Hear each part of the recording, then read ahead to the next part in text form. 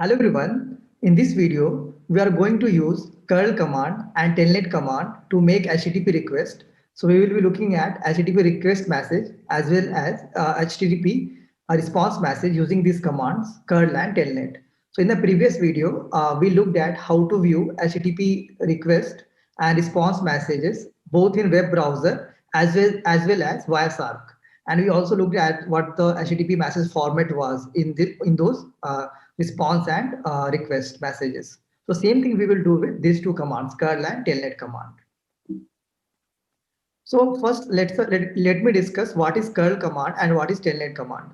So in our previous case, we were hitting a website using our browser. So our browser was the client there, and we were hitting a web server that will be there in some data center, some faraway place from like where I live.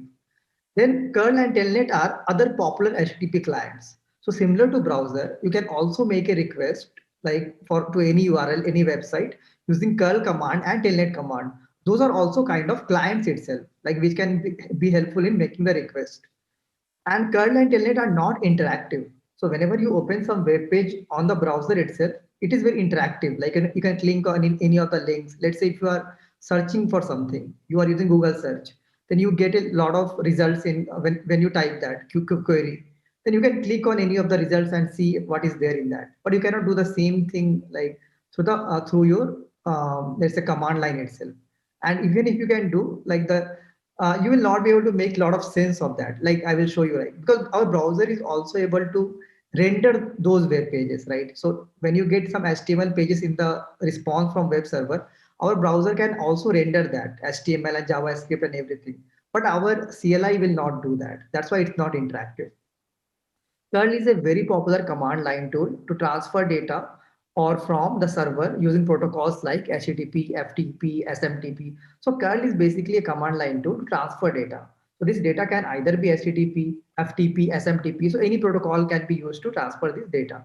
Telnet can also be used to establish a TCP connection and then communicate text messages over this connection. That's what we will see. So we will first establish a connection with the server using Telnet, and then we will send a query message, or we will send our request to the web server, and the server will reply to us. So let's do first thing. What we will do is we will use curl command to make a get request. So I will go to the command line. I will use curl.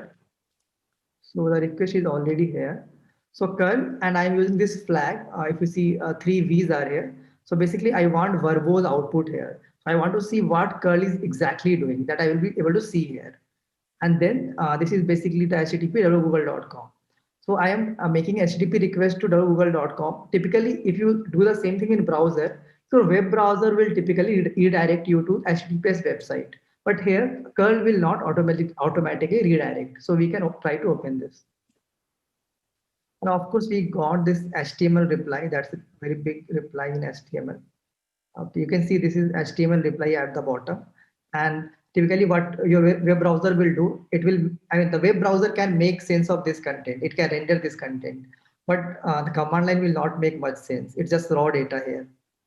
Let's go at top, sorry. Yeah.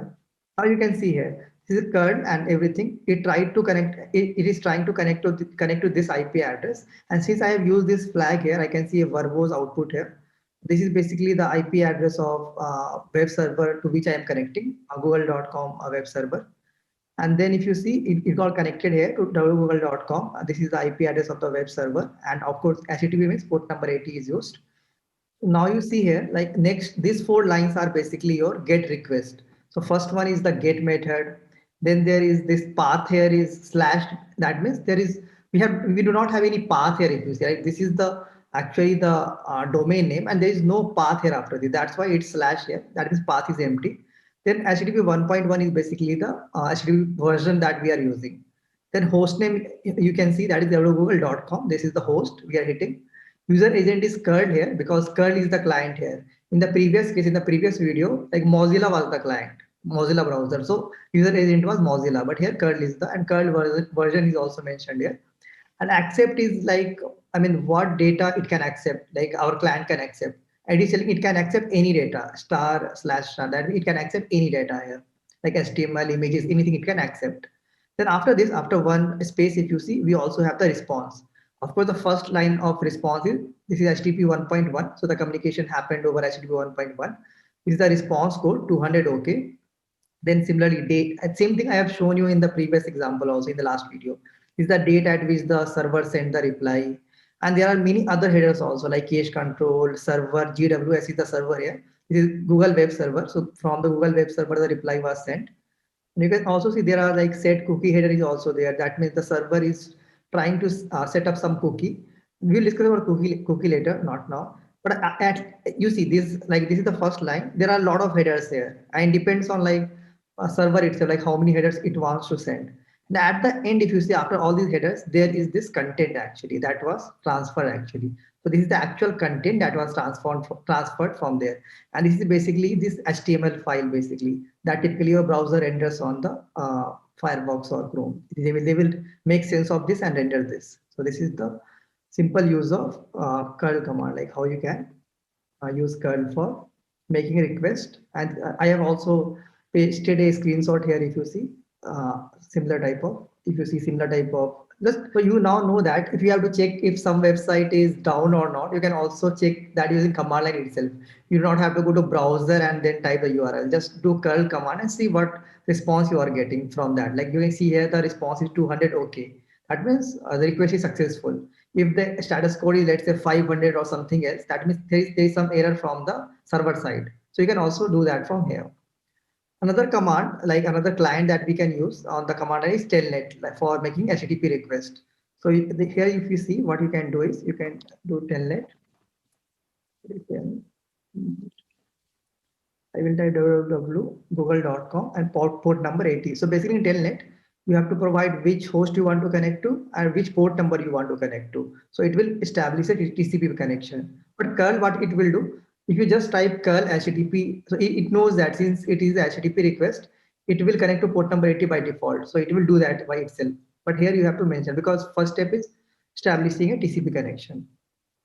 So after we press enter, it took some time, like it connected to this again IP address. And now basically you can type here like what request you want to make.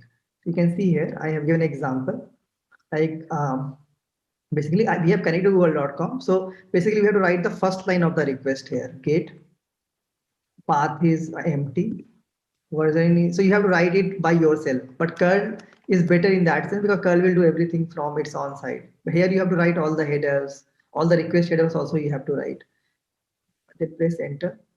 And then let's say if you want to include any of the header, uh, maybe what we can do, we can user agent, we can maybe include here. Let's say user agent. If you see in this thing, there is user agent, right, in curl. So we will try to include that user agent here. You can write the headers by yourself. What we will type in this, sorry, let's look in this case, it was curl 7.4. Okay, let me mention telnet. Sorry, then make the request, press enter, press one more enter. We again got the reply back, those same HTML content, right? If you see here that we got with curl, then I have to scroll to top. Okay.